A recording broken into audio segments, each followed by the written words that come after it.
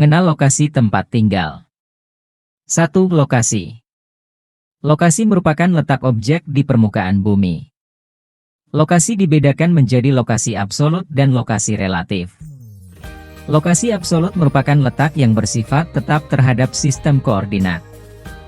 Contoh dari lokasi absolut yaitu Indonesia terletak pada 6 derajat lintang utara hingga 11 derajat lintang selatan dan 95 derajat bujur timur hingga 141 derajat bujur timur. Letak ini tidak akan berubah selama sistem koordinat yang digunakan sebagai dasar perhitungan masih menggunakan garis ekuator dan meridian Greenwich. Lokasi relatif merupakan letak tempat yang dapat berubah karena keadaan di sekitarnya. Sebagai contoh, awalnya Kabupaten Tanah Tidung termasuk dalam Provinsi Kalimantan Timur, tetapi saat ini merupakan kabupaten di Provinsi Kalimantan Utara. Selain itu, lokasi relatif memiliki pengaruh pada nilai suatu objek. Lokasi di dekat jalan raya memiliki harga tanah yang lebih mahal tetapi kurang sesuai untuk tempat tinggal karena suara bising dan bahaya polusi udara dari kendaraan bermotor. Oleh karena itu, dapat dikatakan bahwa lokasi yang berkaitan dengan keadaan sekitarnya memiliki kelebihan dan kekurangan. 2. Kondisi wilayah Indonesia.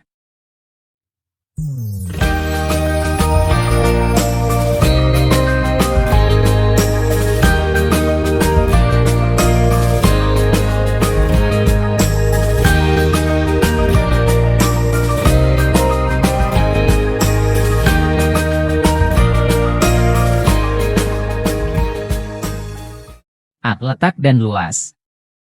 Indonesia adalah negara terluas di Asia Tenggara dengan luas daratan sebesar 1.910.932,37 km persegi. Dan luas lautan mencapai 5,8 juta km persegi, data Kemenko Maritim, 2019. Letak geografis adalah posisi suatu wilayah berdasarkan kenyataan di permukaan bumi. Secara geografis, Indonesia berada di antara dua benua dan dua samudra yaitu benua Asia dan Australia serta Samudra Hindia dan Pasifik. Letak geografis tersebut memberikan keuntungan bagi Indonesia seperti 1. Indonesia menjadi jalur perdagangan internasional. 2. Memiliki kebudayaan yang beragam, salah satunya bahasa, karena adanya akulturasi budaya asing dan lokal.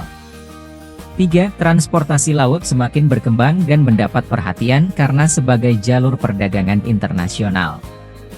Letak astronomis merupakan posisi suatu tempat yang didasarkan pada garis lintang dan bujur. Garis lintang merupakan garis khayal yang melingkari bumi secara horizontal. Garis bujur merupakan garis khayal yang melingkari bumi secara vertikal serta menghubungkan kutub utara dan kutub selatan. Sebagai contoh, Indonesia memiliki letak astronomis 6 derajat lintang utara hingga 11 derajat lintang selatan dan 95 derajat bujur timur hingga 141 derajat bujur timur. Dampak letak ini menyebabkan perbedaan waktu sehingga terdapat 3 pembagian zona waktu di Indonesia. Penetapan 3 zona waktu seperti sekarang ini dimulai sejak 1 Januari 1988. Penetapan zona waktu tersebut menyebabkan perbedaan waktu beribadah, jam beraktivitas, dan tantangan komunikasi antar zona waktu. Berikut merupakan pembagian wilayah berdasarkan zona waktu di Indonesia.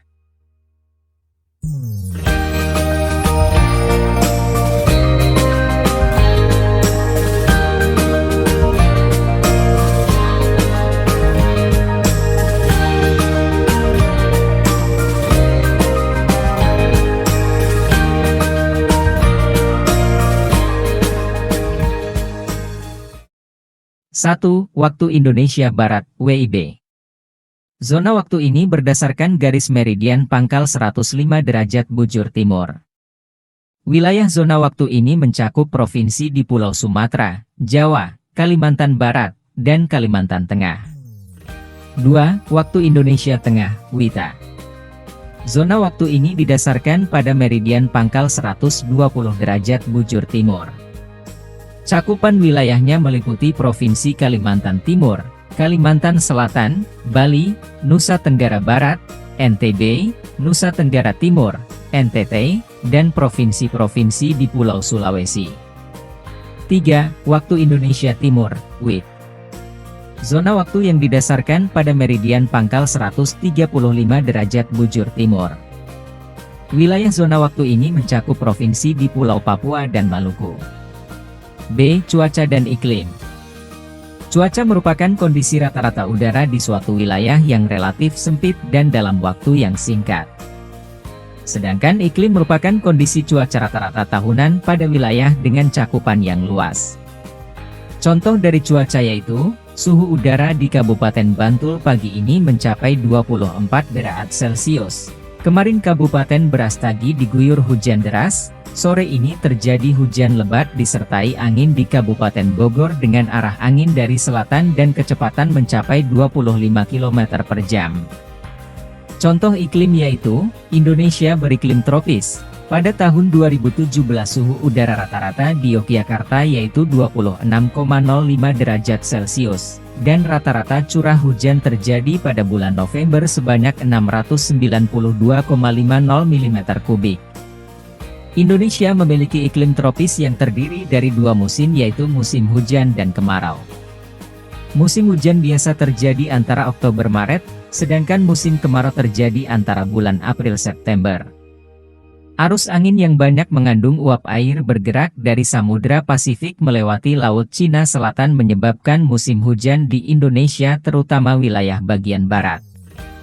Semakin ke timur curah hujan semakin rendah karena hujan telah banyak jatuh dan menguap di bagian barat. Keadaan iklim dapat diamati dengan memperhatikan unsur-unsur cuaca dan iklim. Unsur-unsur tersebut antara lain, penyinaran matahari, suhu udara, kelembaban udara, angin, dan hujan. Iklim berpengaruh dalam kehidupan manusia seperti pada sektor pertanian.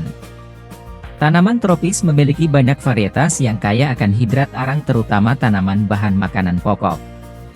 Berikut pengaruh unsur-unsur iklim terhadap tanaman. 1. Penyinaran matahari. Penyinaran matahari adalah lamanya matahari bersinar cerah yang dihitung dari matahari terbit hingga terbenam.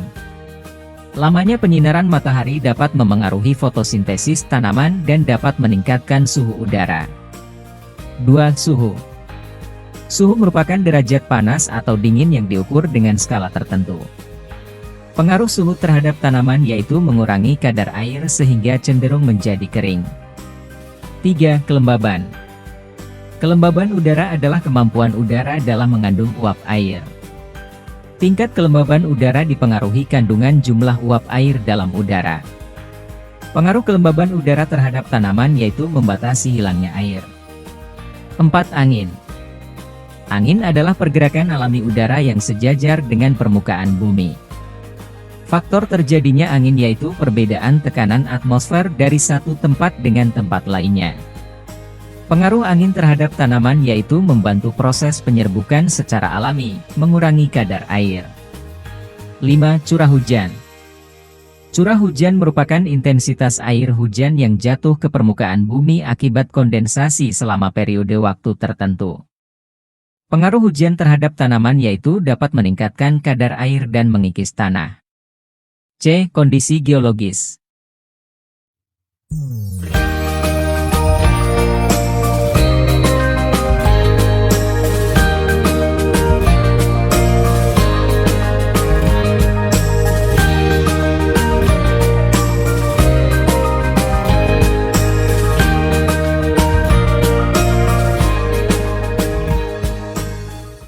Letak geologis adalah posisi suatu wilayah yang didasarkan pada struktur geologi atau susunan batuan di sekitarnya. Secara geologis, Indonesia dilalui dua jalur pegunungan dunia yaitu pegunungan Sirkum-Pasifik dan Sirkum-Mediterania. Letak tersebut menyebabkan Indonesia memiliki banyak gunung api aktif. Jalur pegunungan di Indonesia membentang dari ujung utara Sumatera memanjang melalui pantai barat Sumatera, melewati Pulau Jawa, Nusa Tenggara, Banda, Sulawesi, dan Halmahera. Jumlah gunung aktif di Indonesia sebanyak 127 gunung api. Aktivitas vulkanik yang intens di Indonesia terjadi karena pertemuan tiga lempeng dunia. Lempeng Eurasia di sebelah utara, lempeng Indo-Australia di sebelah selatan, dan lempeng Pasifik di sebelah timur. Pertemuan lempeng tektonik dapat menyebabkan patahan, retakan, dan kerusakan pada kerak bumi yang memungkinkan magma mengalir ke permukaan bumi dan terbentuk gunung api. Aktivitas ketiga lempeng tersebut juga membuat Indonesia menjadi wilayah yang rawan terjadi gempa bumi. Selain dampak negatif, letak geologis Indonesia juga memberikan dampak positif seperti tanah menjadi subur terutama di kawasan dekat gunung berapi karena banyak mengandung unsur hara. Memiliki keanekaragaman flora dan fauna. Bagian barat Indonesia terdiri dari lempeng yang berasal dari negara-negara Asia, sehingga memiliki kesamaan dengan jenis flora dan fauna di Asia. Bagian tengah Indonesia merupakan bagian lempeng Asia Australia sehingga memiliki flora dan fauna peralihan endemik. Sedangkan bagian timur Indonesia termasuk dalam kawasan lempeng Australia sehingga memiliki flora dan fauna serupa dengan yang ada di benua Australia. Memiliki sumber daya mineral yang beragam seperti berbagai jenis batuan, minyak bumi, dan gas alam. 3. Pemahaman lokasi melalui peta.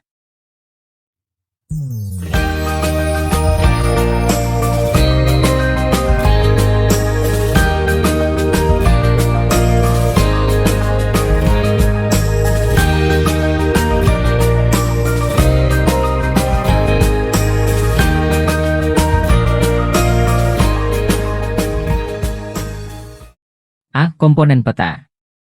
Peta merupakan gambaran permukaan bumi yang diperkecil dalam bidang datar menggunakan skala tertentu. Prihandito mendefinisikan peta sebagai penyajian grafis bentuk ruang dan hubungan keruangan berbagai perwujudan yang diwakili. Pembuatan peta memerlukan pengetahuan khusus mengenai penggambaran permukaan bumi yang biasa disebut ilmu kartografi dan orang yang ahli membuat peta dinamakan kartografer. 1. Judul peta. Judul peta merupakan identitas untuk mengetahui dan menginterpretasikan daerah yang tergambar dalam peta. Penulisan judul diletakkan di bagian tengah atas untuk memudahkan pengguna dalam membaca peta. 2. Skala peta. Skala merupakan perbandingan jarak pada peta dengan jarak sebenarnya. Skala terdiri dari 3 jenis yaitu, skala numerik, skala verbal, dan skala grafis. Skala numerik merupakan skala yang dinyatakan dengan angka pecahan seperti 1:100.000. Skala verbal merupakan skala yang menunjukkan jarak inci di peta sesuai jumlah mil di lapangan seperti 1 inch to 4 mile yang berarti 1 inci di peta mewakili 4 mil jarak sebenarnya di lapangan. Skala grafis merupakan skala yang ditunjukkan dengan garis atau grafik. Skala tersebut menyatakan bahwa setiap 1 cm pada peta mewakili 2 km pada jarak sebenarnya. Perhitungan skala dapat dilakukan dengan rumus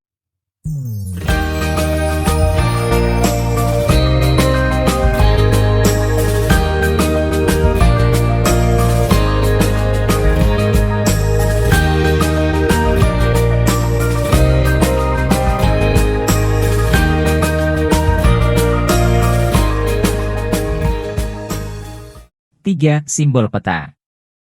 Simbol peta mewakili objek sebenarnya di lapangan. Berikut merupakan jenis-jenis simbol yang ada di peta. A. Simbol titik, untuk menggambarkan tempat atau data personal. Contoh, ibu kota kabupaten. B. Simbol garis, untuk menggambarkan kenampakan yang berhubungan dengan jarak. Contoh, rel kereta api, sungai.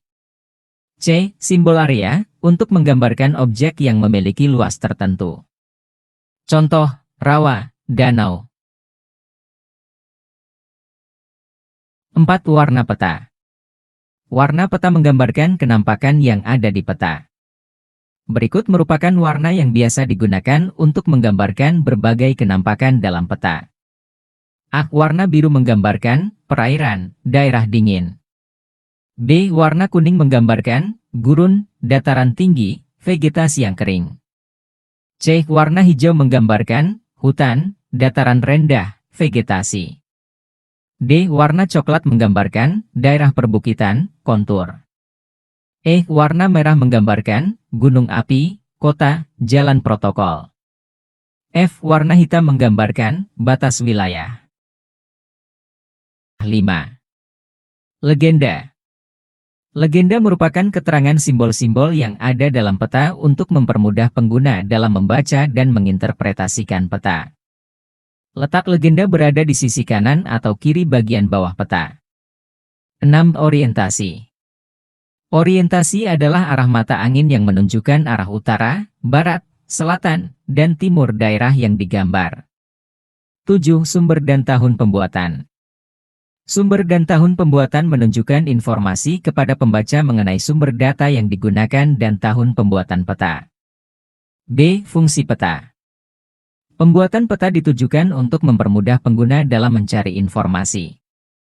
Informasi yang didapat ini bisa digunakan sebagai landasan pengambilan keputusan. Berikut merupakan fungsi peta. 1. Memperlihatkan letak suatu tempat dengan tempat lainnya di permukaan bumi. 2. Menunjukkan ukuran suatu objek seperti jarak dan luas daerah. 3. Menampilkan bentuk objek di permukaan bumi misalnya bentuk benua dan negara. 4. Menyajikan data mengenai potensi suatu daerah. 5. Memudahkan suatu pekerjaan seperti untuk perencanaan pembangunan jalan. Seiring perkembangan teknologi, peta tidak hanya berwujud dalam bentuk kertas tetapi digital. Berbagai sektor telah memanfaatkan dalam rangka menunjang usahanya. Tanpa disadari, kalian juga telah memanfaatkannya dalam kehidupan sehari-hari, seperti dimanfaatkan untuk A. Pengembangan transportasi berbasis online. Sebelum adanya transportasi berbasis online, pengguna transportasi publik harus mencari dan mendatangi langsung untuk memesannya. Selain itu, pengguna juga harus bernegosiasi dengan pemilik transportasi untuk menyepakati harga. Ini membutuhkan waktu lebih lama.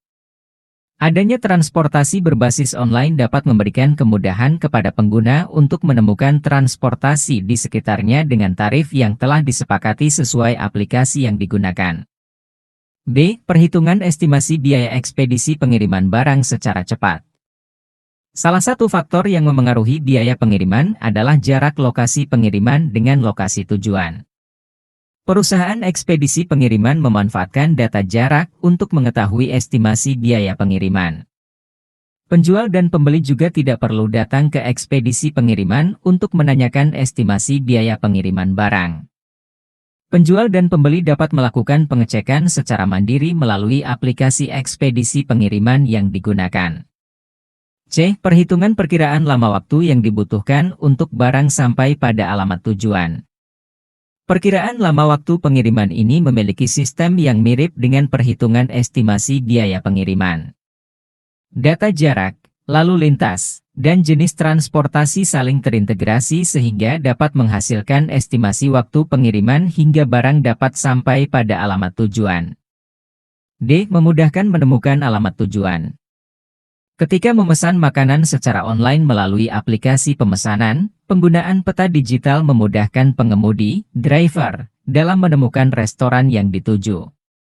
Setelah makanan siap diantarkan, pengemudi akan mengantarkan makanan ke alamat pemesan yang juga memanfaatkan peta digital. Selain itu, posisi pengemudi juga dapat terpantau dari layar handphone. Peta digital juga dimanfaatkan sebagai pengganti denah dalam undangan. Penulisan alamat tujuan pada undangan biasanya dilengkapi dengan denah. Seiring perkembangan teknologi, banyak undangan yang dibuat dalam bentuk digital. Alamat tujuan yang dicantumkan dalam undangan digital memanfaatkan peta digital yang dibuat dalam bentuk barcode atau tautan yang akan menghubungkan dengan alamat tujuan. E. Menyajikan berbagai alternatif jalan yang dapat dipilih agar waktu lebih efisien. Seseorang yang akan menuju lokasi tertentu dapat memilih dari berbagai rute jalan yang disajikan. Kondisi kepadatan lalu lintas juga dapat ditampilkan sehingga pengguna dapat memilih rute yang efisien dan cepat untuk sampai ke tujuan.